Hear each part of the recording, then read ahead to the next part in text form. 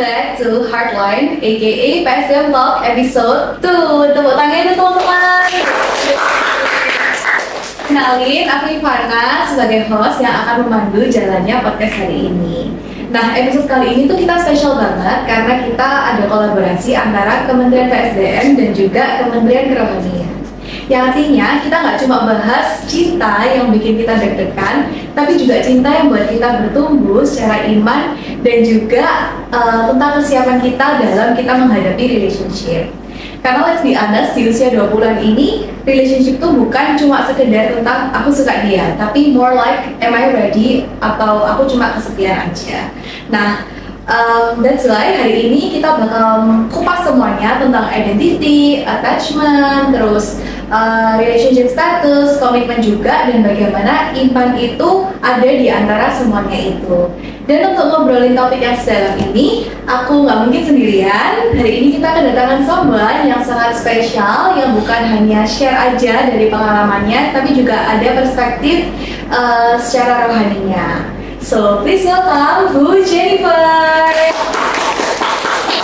Welcome Bu Jen, we're so happy to have you here. Oke, one of the reasons nih teman-teman kenapa kita tuh mengundang Bu Jen adalah karena beberapa dari kita ngerasa kalau Bu Jen tuh suka memberikan wejangan ke mahasiswa-mahasiswinya. Jadi kita harap teman-teman yang nonton podcast ini juga bisa dapat something di hari ini.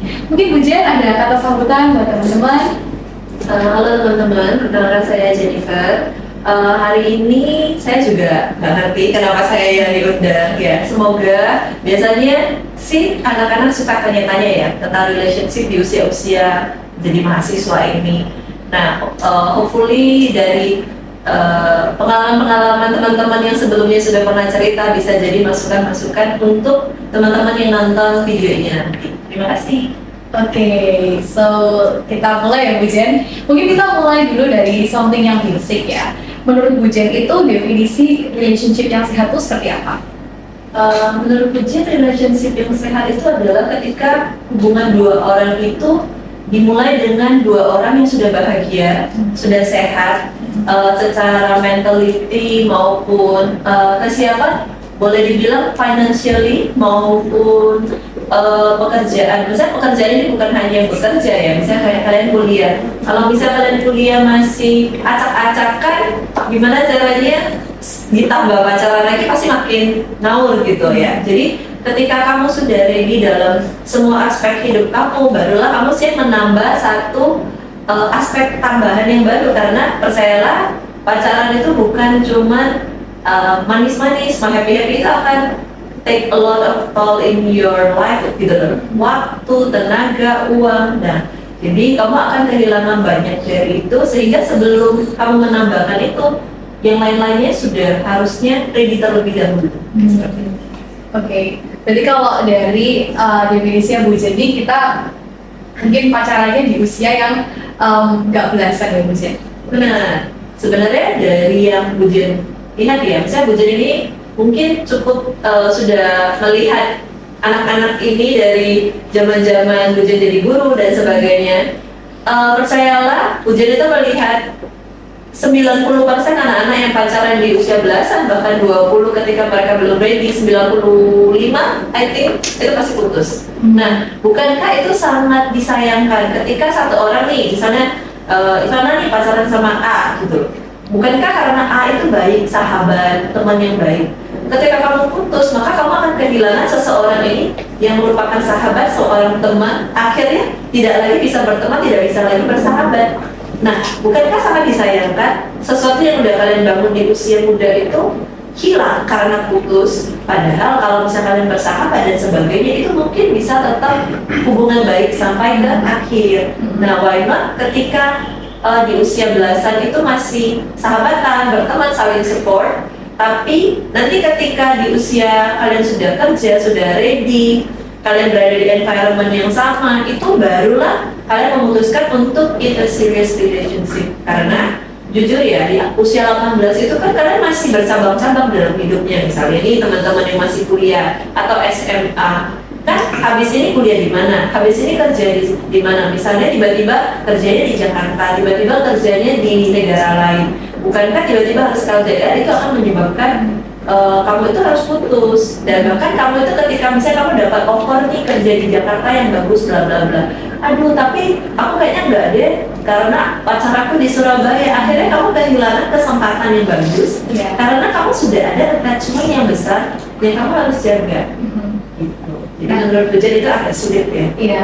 Tapi kalau menurut Pujian nih, mungkin teman-teman juga ada yang LDR ya. LDR itu possible nggak, Bu? Possible. Pujian itu LDR sebelum married itu 2 tahun. Nah, tapi pacarannya sebelumnya sudah 4 tahun. Nah, jadi menurut Pujian LDR gampang nggak? Sebenarnya enggak juga. Karena LDR itu butuh komitmen. Bayangkan, ketika pacar kamu jauh, ada orang lain baik sama kamu. Ketika pacar kamu jauh, ada orang-orang yang kelihatannya jauh lebih peduli sama kamu daripada pacar kamu yang nggak bisa ngapa-ngapain. Iya kan? Iya. Ketika kamu bisa butuh hal, dia nggak bisa datang. Ketika kamu benar-benar misalnya perlu somebody to help, dia nggak physically there gitu loh. Mungkin ya secara chat, secara video call semua bisa. Tapi sangat tidak mudah untuk orang itu bertahan, karena pada dasarnya kita pacaran tujuannya apa? Untuk merasa disayang, betul ya? Nah, tapi kalau misalnya pacar kita nggak ada di sana untuk menyayangi kita, apakah rasa sayang kamu cukup besar untuk itu daripada misalnya rasa bosan, kesepian kamu itu lebih penting? Ataukah orang itu memang sudah jauh lebih penting daripada rasa bosan itu? Ya. Nah, terus kalau misal tadi yang dari statementnya Pujian ya, misal kayak di umur belasan tuh kita saling support dulu, kita as a friend dulu, terus nanti pas kita udah merasa kita ready, kita baru ke jenjang yang lebih serius. Tapi gimana ya caranya kayak set boundaries nih? Misalnya kita tahu nih kita kayak sama-sama suka sama satu orang ini, tapi kita tahu juga kita sama-sama belum ready. Jadi kan kita sekarang temenan dulu. Tapi we show support to each other gitu. Nah, kayak takutnya itu jadi kayak fase yang malah abu-abu. Itu kayak gimana Bu set boundariesnya? Banyak orang itu takut di level friendzone, betul ya? Nah, di friendzone karena apa? Karena takut one day aku udah baik, udah support dia, akhirnya dia rupanya jadi pacarnya orang lain, gitu ya. Masa iya aku baik, support, tapi rupanya akhirnya dia jadi pacar orang lain. Nah, menurut Bu Jen, bahkan ketika kita mensupport orang lain, itu adalah kondisi di mana kita itu makin dewasa untuk berhubungan. Percaya ya, ketika kita itu tahu caranya treat orang dengan baik, ketika kita tahu menempatkan diri kita dengan baik, baik bukan orang itu yang akhirnya menjadi pasangan kita, tapi kita sendiri dilatih loh jadi orang yang semakin peka, orang yang semakin baik, orang yang semakin tahu treat orang dengan baik. Karena itu sesuatu yang nggak bisa kamu tiba-tiba ada seperti itu. Tapi juga Pujian selalu megang satu prinsip untuk anak-anak yang datang ke Pujian, yaitu what is yours will be yours. Ketika seseorang itu memang ditempatkan untuk kamu, maka mau 5 tahun, 10 tahun, itu orang itu ya akan menjadi punyamu gitu loh. Banyak gitu loh contoh-contoh murid-murid atau anak-anak yang dekat sama Pujian, mereka waktu SMP deket, akhirnya ya dingin, nggak ngapa-ngapain, akhirnya married juga karena ya mereka memang secocok itu, dan akhirnya setelah berhubungan sama orang lain bahkan akhirnya mereka kembali bertemu lagi gitu loh. Jadi ya Pujian selalu megang bahwa itu baik dari Tuhan maupun dari kita sendiri. What is yours will be yours. Oke, nice Pujian. Mungkin kita next juga setelah kita lihat nih kayak gimana sih caranya tahu orang itu tepat atau enggak untuk kita. Sekarang mungkin kita dig deeper dari kitanya sendiri. Gimana cara kita tuh tahu kalau kita tuh emang ready for a relationship? Mungkin nih dari aspek mungkin dari financialnya udah oke, tapi ternyata dari mentalitinya kita sendiri ternyata belum. Terus kayak ternyata setelah udah dekat, ternyata kita bilang sorry I'm not ready. Nah, gimana sih tuh caranya avoid itu, kayak kita benar-benar share kalau kita tuh udah ready? Menurut Pujian, cara paling gampang untuk mengukur kamu ready atau enggak adalah apakah kamu bisa bahagia dengan diri kamu sendiri. Bahwa kamu misalnya tidak lagi ngechat orang nih, nggak lagi ini, kayak kamu itu punya activity kamu sendiri, kamu itu nggak perlu ada yang nanyain kamu sudah makan belum baru kamu happy. Kamu nggak perlu ada yang tanda kutip PDKT-in kamu baru kamu happy. Kayak you are happy in what you are doing, bukan berarti nggak butuh siapapun ya. Misalnya kamu punya komunitas, kamu punya kesibukan, kamu nggak harus attach terhadap seseorang baru kamu happy. Jadi jangan pernah mengharapkan hubungan itu yang membuat kamu happy.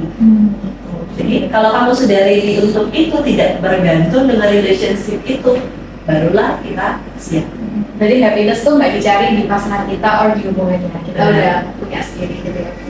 Nah tapi ada Bu, ini case-nya tuh kayak beberapa, Ivana kayak beberapa kali baca gitu, kayak kadang itu kita tuh kan lagi broken, or kita lagi proses healing, tapi ternyata tuh ada satu orang yang datang dan ternyata itu brings healing. Berarti kan itu pas kita mulai relationship-nya nih, misal kita tuh belum utuh gitu, kira-kira bisa nggak kalau kayak gitu tuh nanti jadi relationship yang sehat? Menurut Pujian, tergantung apakah itu sebenarnya relationship itu kan banyak ya. Ada friendship, ada ya tadi spouse. Nah, apakah kita itu relationshipnya memang tujuannya hanya untuk setelah luka dari satu langsung move on ke orang yang baru? Menurut Pujian itu sangat berbahaya. Karena bisa jadi kamu hanya menutup luka itu dan ya udah selesai. Padahal luka yang di dalam ini gak pernah sembuh. Nah, sedangkan sejujurnya luka dari relationship itu banyak itu bukan dari relationship itu sendiri, tapi background keluarga. Saya mau tidak bisa dipungkiri zaman sekarang banyak sekali keluarga yang broken. Dia tidak punya sosok ayah ataupun ibu yang mungkin relationshipnya sehat yang menjadi contohnya dia. Nah, akhirnya bukan hanya memang relationshipnya hancur, tapi karena dia tidak punya orang yang dipandang, relationship yang enak dan sehat itu sebenarnya seperti apa sih? Dan mungkin dia sendiri kepahitan karena keluarganya sendiri. Nah, itu sendiri semuanya harus di-heal terlebih dahulu. Nah, dari heal-nya itu seperti apa ya tadi? Apakah kita sendiri sudah bahagia dan puas dengan diri kita sendiri, ataukah kita perlu orang lain untuk menjadikan hidup kita kelihatannya berarti, validasi dari orang lain seperti itu. Jadi ya menurut Pujian ya nggak muluk-muluk. Kadang sehat secara hati itu tetap datangnya dari Tuhan. Ya, benar Bu. Terus kalau tadi Bu Jen ngomong nih kayak kalau mungkin belasan tahun itu belum adalah usia yang ready untuk start a relationship. Berarti kalau misal nih kita udah di umur 20-an, terus kita kayak mau start relationship, tapi di satu sisi juga ada yang namanya quarter life crisis kan Bu namanya, dimana kita bingung cari jati diri, kita bangun masa depan. Nah, menurut Bu Jen nih kayak kalau kita harus milih career first atau love first, itu kita milih mana? Atau menurut Bu Jen itu sebenarnya bisa secara? Sebenarnya balik lagi ke yang tadi kita udah diskusiin. Sebenarnya kamu sendiri udah ready belum? Bayangkan kamu nih, misalnya cowok nih, lagi sibuk pusing nih mau cari kerja, terus kamu juga nih chat sama cewek kamu, yang ayo makan di mana hari ini, aku bosen. Sedangkan kamu itu juga sudah pusing dengan kerjaan dan sebagainya. Nah, apakah kamu sanggup untuk mendeal with that? Kalau misalnya kamu punya capability untuk mengarrange itu semua, ya monggo. Tapi kalau misalnya kamu sendiri masih struggle with your own life, dan sekarang kamu harus tambah struggling dengan pasangan kamu, ya tergantung pasangannya juga. Apakah tipikal pasangan yang bisa supportive, ataukah justru pasangan yang akan menambah masalah kamu? Ya, nggak bisa dipungkiri ya. Zaman sekarang itu banyak pasangan yang mungkin butuh diberikan validasi, disayang sendiri. Ya, jadinya kamu sendiri sudah cukup belum untuk kamu settle, baru kamu bisa bantu dan sayang orang lain. Tergantung kitanya sama partnernya yang benar lagi. Oke, mungkin next kita ke Jesse's relationship reality. Jadi kita ada beberapa reality check ibu. Yang pertama mungkin pacaran beda iman ya, love wins atau faith-nya yang wins. Karena banyak juga nih teman-teman ngerasa kayak sudah cocok nih sama satu orang, terus ternyata problemnya beda agama gitu Bu. Nah, menurut Bu Jen itu kayak gimana? Itu something yang negotiable atau kayak lagi diperjuangkan atau enggak sih? zaman sekarang ini sebenarnya menurut Bujit makin banyak orang-orang yang tidak terlalu percaya sama Tuhan, banyak agnostik, banyak yang bahkan tidak percaya Tuhan sama sekali gitu. Nah, jadi menurut Bujit, kalau misalnya kamu sendiri percaya sama Tuhan, memegang agama dengan kuat, itu sangat penting dan itu tidak tolerable. Tadi kita ada diskusi, bayangkan surga kalian aja berbeda, jalan yang kalian tuju kan menuju akhir hidup dia, itu jalannya beda. Bagaimana kamu itu menghadapi yang lain-lain, sedangkan kalian itu di dua jalan yang berbeda. Ujian itu punya prinsip bahwa kita menjadi pasangan, itu kita berdua melawan dunia. Bayangkan kalau misalnya pasanganmu itu termasuk beban hidupmu yang harus kamu lawan juga, karena kita punya prinsip yang berbeda. Terus siapa yang akan berada di sisi kamu untuk melawan masalah-masalah yang lain kalau pasanganmu sendiri tidak satu visi, tidak satu jalan dengan hidup kamu? Itu saya sepakatnya ya Bu. Nah, Oke. Berarti ada nggak Bu yang dikorbankan kalau misal pacaran beda agama? pasti. Misalnya nih dalam hukum kita saja, Iya. masa dalam hukum kita aja tidak bisa loh nikah beda agama. Berarti ketika kamu nikah kalian harus memilih salah satu agama yang mana yang kalian harus daftarkan, dan itu harus pindah KTP dan semuanya. Nah berarti kan harus tetap ada yang pindah.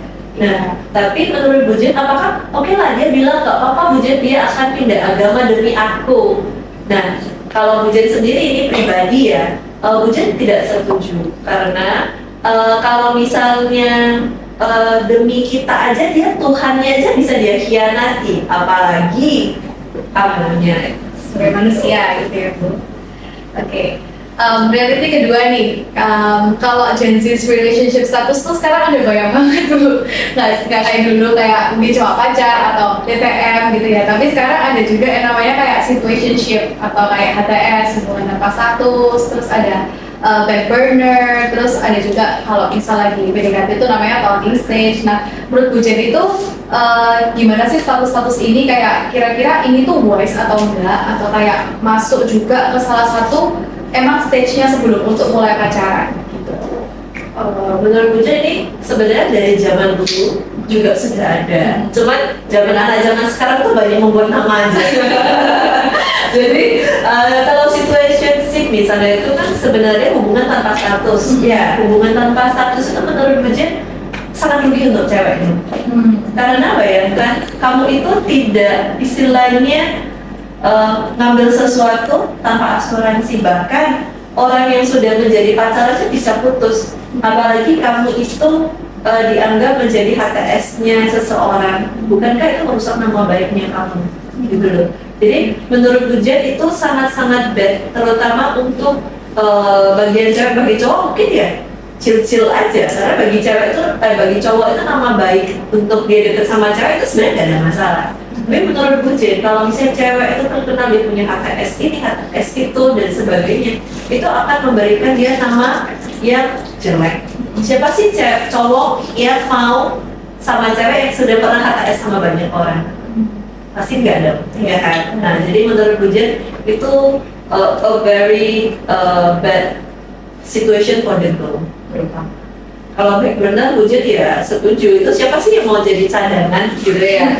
Masa iya kamu itu mau jadi pilihan kedua, ketiga? Nah menurut Bujit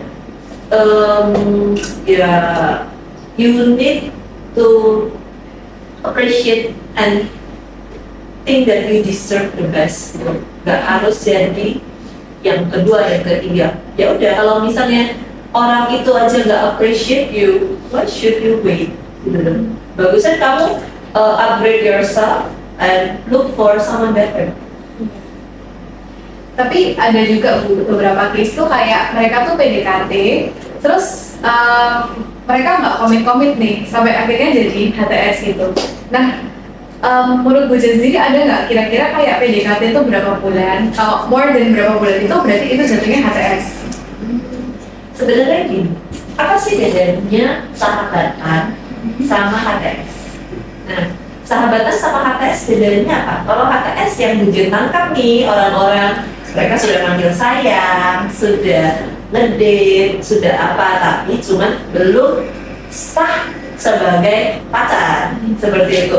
Kapan sih sah menjadi pacar? Potongannya kapan? Menurut Bu Jen sih harusnya ketika kita propose, mau nggak kamu jadi pacar aku? Ya nggak. Nah, tapi bukankah menurut Bu Jen, cowok itu akan sangat tidak gentleman ketika dia menggantung perasaan cewek nih sebagai orang yang dia sayang, tapi dia nggak pernah mau kasih dia kepastian.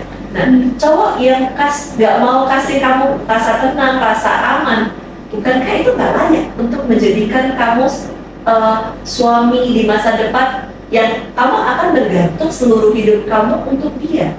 Bahkan rasa aman aja dia nggak mau kasih gitu loh. Kenapa kamu harus bertahan dengan hubungan seperti itu? Kecuali hubungannya itu cuma sahabatan, kita sama-sama jadi support system, tapi tidak ada yang kayak misalnya sayang-sayang, misalnya kayak udah very close gitu ya. Kayak pacar Tapi sudah. kayak pacar cuma belum berstatus. Menurut gue kalau cuma support system it's fine.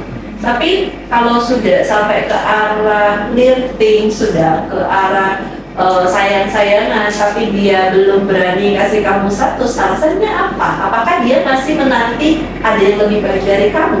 Apakah dia itu gak berani komit? Nah, kamu kan harus cari tahu apa alasannya situationship ini. Ataukah dia cuma menunggu waktu yang pas untuk oke, kita kenalan lebih dekat dulu. Tapi ya sebagai cewek, menurut Bu Jen, kita harus clear dengan batasan. Oke, kalau kamu belum mau pacaran, kita batasannya sampai di mana? Berarti ya kita cuma ngobrol, nggak boleh misalnya berduaan di mana keluar pegangan tangan ya. Itu not for situationship gitu. Berarti boundariesnya yang harus clear. Oke. Nah, sekarang juga ada yang namanya attachment style gitu. Ada yang kayak anxious, terus ada avoidant, terus ada juga secure. Nah, menurut Bu Jen nih, kalau misal dua orang ini attachment style-nya tuh beda. Misal yang satu tuh cenderung anxious, yang satu cenderung avoidant. Nah, menurut Bu Jen tuh mereka kira-kira bisa nggak sih menjalin hubungan yang sehat? Balik lagi ke tadi, kalau misalnya mereka masih ada anxious attachment, avoidant attachment, berarti kan mereka belum sehat. Mereka masih ada trauma baik antara relationship yang sebelumnya ataupun hubungan keluarga. Nah, menurut Bu Jen, seringkali cowok atau cewek itu punya tanda kutip keinginan untuk memperbaiki atau menjadikan pasangannya itu sehat dan ketika pacaran. Nah, seringkali itu nggak berhasil. Kalian pernah nggak dengar, aduh kayaknya kita putus ya, kenapa? Looks like you are too good for me. Iya. Lah, itu kan aneh banget menurut Bu Jen. Bayangkan, kamu baik, tapi karena kamu baik, kita nggak bisa pacaran. Itu menurut Bu Jen, itu tanda bahwa dia itu masih sangat takut dalam berhubungan. Dia takut orang baik sama dia. Dia takut kalau misalnya kamu ninggalin dia juga takut. Nah, apapun yang kamu lakukan in the end itu akan membuat hubungan ini gak bisa jalan. Nah, menurut Bu Jen makanya tetap harus sehat terlebih dahulu. Kamu sebagai orang yang dekat sama dia, kamu harus mencarikan dia bagaimana sih caranya supaya traumatik dia ini bisa selesai. Apakah dengan psikiater, apakah dengan ya cari Tuhan menurut Bu Jen, karena pada dasarnya manusia itu kita bisa help, tapi bisa jadi ada sesuatu yang deeper, yang bahkan yang menurut Bu Jen orang itu sendiri tidak tahu bahwa dia punya itu trauma seperti itu, ketakutan seperti itu, dan itu cuma bisa diselesaikan dengan ya hubungan dia sama Tuhan, ataupun ya benar-benar dia harus dig inside him or herself. Jadi harus benar-benar take time untuk dia sendiri sama hubungan ini sama Tuhan gitu. Nah, kalau enggak ya nanti dalam relationship kamu akan bikin-bikin cemburu, bikin-bikin takut, bikin-bikin masalah, bikin-bikin ribut, dan itu sangat bertolak belakang dengan tujuan utama kita punya relationship. Kita menjadi pasangan kan tujuannya saling membahagiakan. Tapi kalau misalnya kita pacaran, kita berhubungan, akhirnya kita cuma berantem, kita saling cemburu, bukankah itu melelahkan? Iya, benar Bu. Nah, ngomong tentang ini, menurut Bu Jen sendiri kayak ribut dan cemburu di pacaran itu menurut Bu Jen normal atau nggak, sehat atau nggak gitu? sebenarnya sebagai cewek misalnya kamu dicemburuin, kamu kok ngomong sama orang itu sih gitu terlalu dekat, mungkin kita juga somehow feel happy, oh ternyata dia cemburu sama aku gitu ya. Tapi kalau misalnya it is too much, menurut Bujen itu sudah salah. Tapi biasanya itu kita punya hard limit masing-masing. Nah, bisa jadi ada cowok atau cewek yang cemburuan nih, kamu udah harus tahu dari awal bahwa kita ngomongin, yang penting itu communication-nya. Oh kita deal-dealan nih, oke, aku nggak suka kamu itu keluar berdua sama cowok lain, tapi aku juga nggak akan keluar sama cewek lain. Nah, batasannya terus juga trust, seberapa trust kamu sama pasangan kamu. Kamu tahu bahwa oke, dia ada kerjaan sama cowok lain, tapi dia usahakan nggak akan cuma berdua, dia akan usahakan rame-rame. Nah, tapi kalau misalnya cowok atau ceweknya itu tidak punya trust, atau bahkan dia itu rendah diri, aduh kayaknya kok cowok itu ganteng banget ya, kalau cewek aku sering-sering ngomong sama dia, takutnya dia jadi suka sama dia, kita dia minder gitu ya. Nah, menurut Bujen, ya itu hubungan sih, bahwa pasangan kita bisa make sure bahwa kita merasa aman gitu. Walaupun dia keluar sama cewek, ngobrol sama cewek lain, I feel secure karena I know he love me that much gitu loh. Iya, oke. Kalau gitu menurut Bujen, apakah reassurance itu sepenting itu Bu dalam hubungan? Benar ya? Iya, itu bisa disampaikan dalam komunikasi dengan kita mengerti bahwa oh iya, pasangan aku bisa merasa insecure loh. Nah, kita nggak membuat itu menjadi sesuatu yang, kamu kok gitu sih? Tapi karena kita sayang sama orang itu, kita akan berusaha iya, aku akan berusaha, tapi dengan limit-limit tertentu yang kita sepakati bersama. Bahwa oke, aku nggak akan mungkin diantarin cowok lain pulang, aku akan telepon kamu, ataupun aku akan nge-grab. Nah, kita harus deal mengenai apa yang harus dan tidak boleh dilakukan. Oke, kalau gitu, mungkin sekarang ini banyak banget kayak orang-orang yang nge-trace kayak red flags-nya itu apa, green flags-nya itu apa, dan menurut setiap orang tuh bisa beda Bu. Tapi kayak gimana cara kita tahu kalau misal di relationship itu adalah red flag-nya partnernya kita, atau itu cuma kayak ujian Tuhan? Bujen balik lagi ke statement tadi, ujian Tuhan itu bukan pasangan kita. Kalau pasangan kamu itu ujian Tuhan, berarti dia bukan orang yang cocok buat kamu. Ya kan? Kamu bayangin, pasangan kamu itu dibuat untuk menemani kamu menghadapi ujian Tuhan. Tapi kalau ujiannya pasangan kamu, wah, kamu harus menghadapi seberapa banyak ujian gitu loh. Sudah dunia ini harus dihadapi, pasangan kamu yang harusnya jadi support kamu juga banyak ujian gitu loh. Nah, itu kan jadi bertolak belakang dengan seharusnya pasangan kamu itu merupakan support kamu. Jadi menurut Bujen, red flag itu hard limit masing-masing. Bujen misalnya nggak suka orang yang merokok, nggak suka orang yang minum misalnya too much gitu, nggak bisa kontrol. Nah, apakah semua orang itu punya red flag yang sama? Belum tentu. Ada orang fine dengan orang yang merokok. Nah, itu kita menentukan sesuai sama kebutuhan dan keperluan diri kita sendiri-sendiri. Nah, itu yang menentukan diri kita. Karena ada orang yang nggak apa-apa gitu loh, dia itu dirugikan. Nah, ya tergantung orangnya masing-masing. Berarti ujian Tuhan dalam relationship itu situasinya ya, bukan orangnya sendiri. Benar. Jangan mau gitu ya. Kalau misalnya pasangan kamu itu ya jadi ujiannya gitu, nambah-nambah bagusan nggak usah. Iya.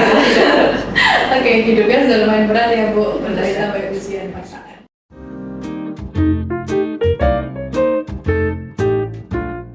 Oke, mungkin setelah kita ngobrolin topik-topik yang lumayan deep, mungkin sekarang kita bakal lighten the mood, kita switch the gear ke main game. Sekarang kita masuk sesi this or that ya Bu, jadi sesi yang quick sama spontan nih. Mungkin bakal dibantu sama teman-teman di belakang untuk baca pertanyaannya.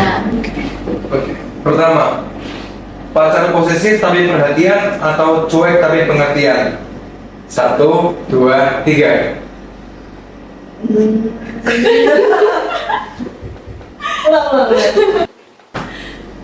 Pacar posesif tapi perhatian atau cuek tapi pengertian? 1, 2, 3.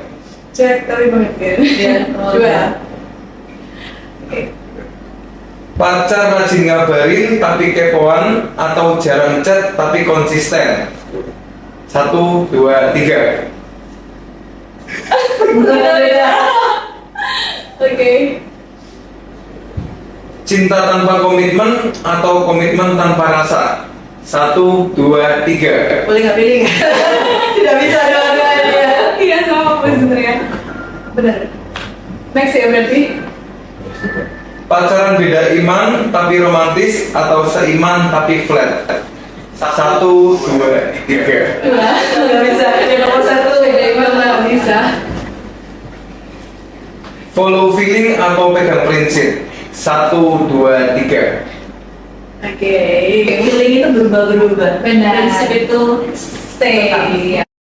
Oke, next sekarang kita mau main yang level up sedikit. Jadi nggak cuma disordered nih ya Bu, tapi kita bakal agree, disagree, or maybe. Di sini udah ada yang kuning, agree, yang orange, maybe, dan yang merah, disagree. Jadi nanti mungkin kita bisa jelasin why-nya Ibu secara singkat juga. Oke, mungkin teman-teman yang sudah siapin pertanyaannya boleh bantu bacakan. Cinta itu harus 100% yakin dulu baru jadian. 1, 2, 3. Agree. Agree. Why Bu Jen? Karena kalau misalnya nggak yakin ya balik tadi, kalau putus akan sangat eman. Jadi kalau bisa one for forever. Yes. Gak enak soalnya kok ragu di tangan cewek lain. Benar. Oke, next. Cemburu itu wajar dan menunjukkan kepedulian. 1, 2, 3. Maybe. Karena kalau cemburu itu cuma untuk sekedarnya tidak posesif itu still oke. Karena ya cewek juga senang sebenarnya dicemburuin dikit-dikit tapi dikit not too much. Ya kalau too much jadinya posesif. Oke, next. Relasi yang sehat menuntut transparansi yang penuh. 1, 2, 3. Agree. Karena kalau misalnya nih masih takut WA-nya dilihat, IG-nya dilihat, atau background keluarganya dia tahu, bukankah berarti dia nggak ready suatu relationship?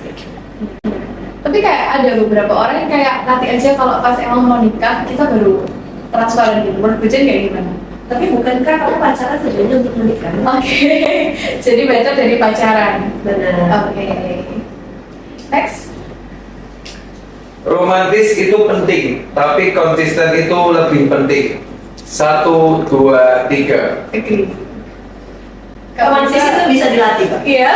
Oh ya Bu Jen. Pada dasarnya cowok itu tidak akan mengerti, tapi bisa dilatih. Yang penting cowok itu mau untuk kita, ini loh, aku maunya kamu kayak gini, aku maunya kamu kayak gini. Menurut Bu Jen itu lebih penting daripada dia romantis, ternyata bukan cuma ke kita.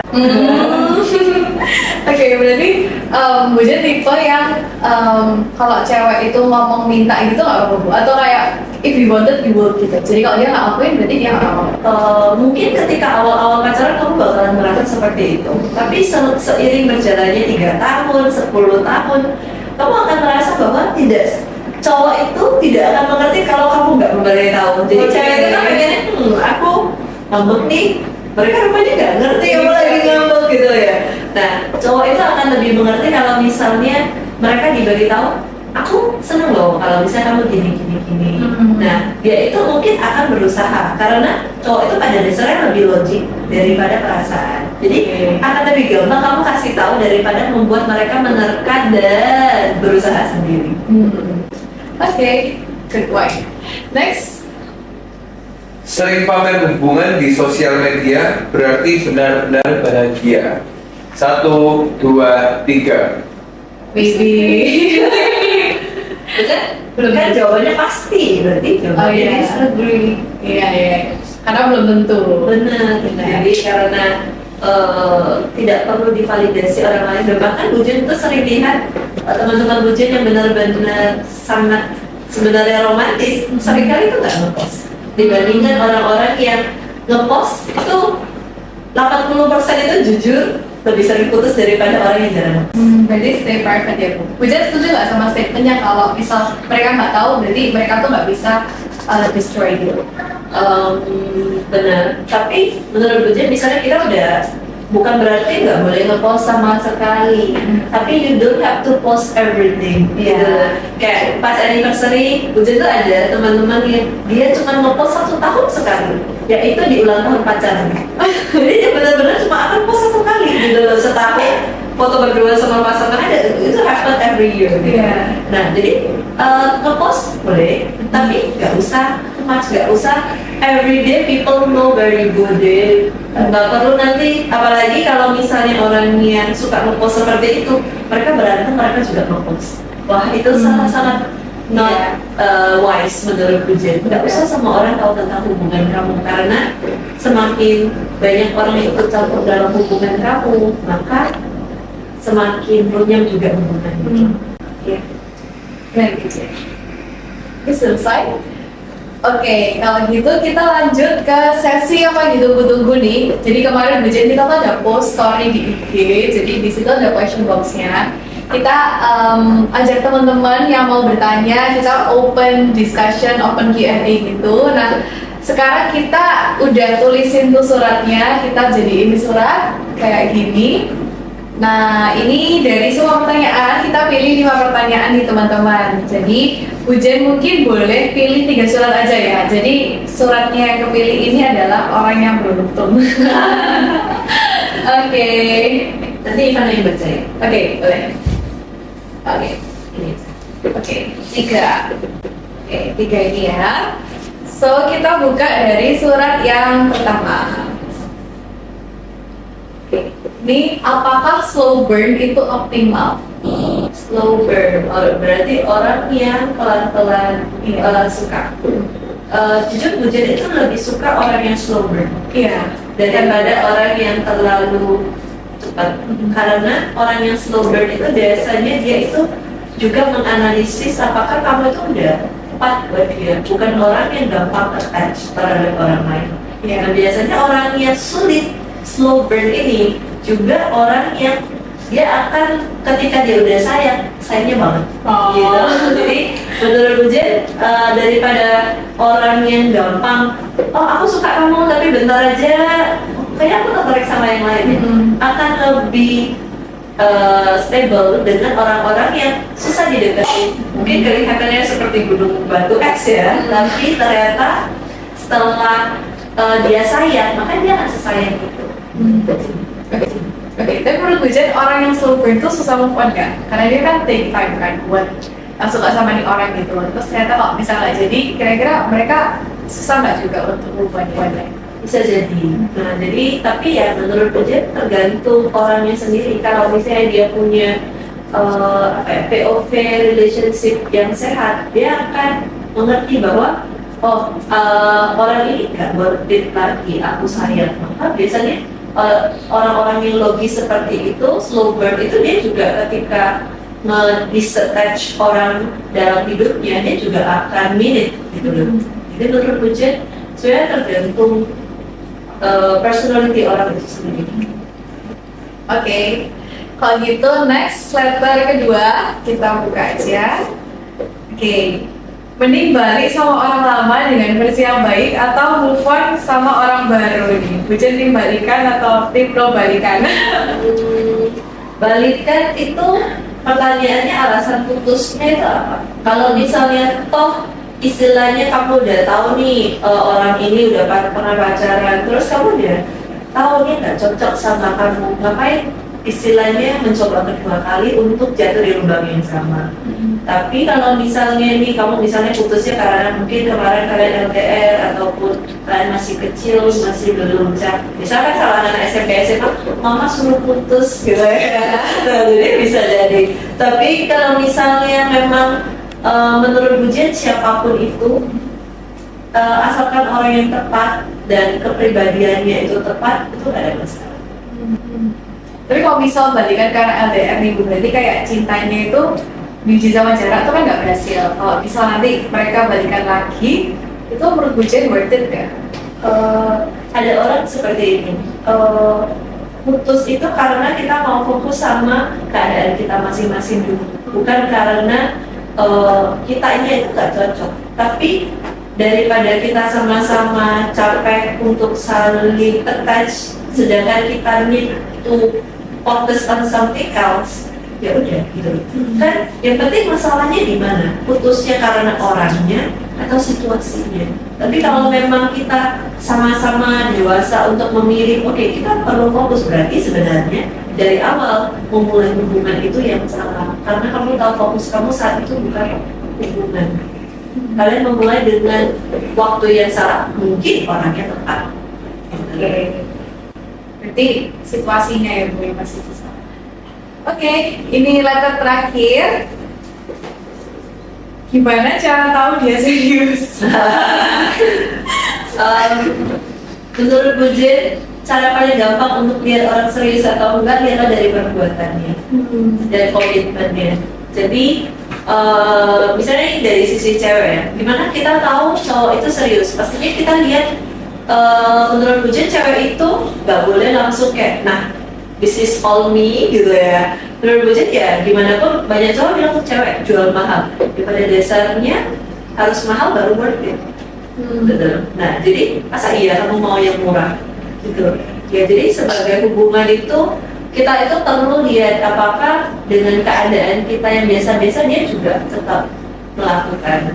Dan menurut Bu Jen juga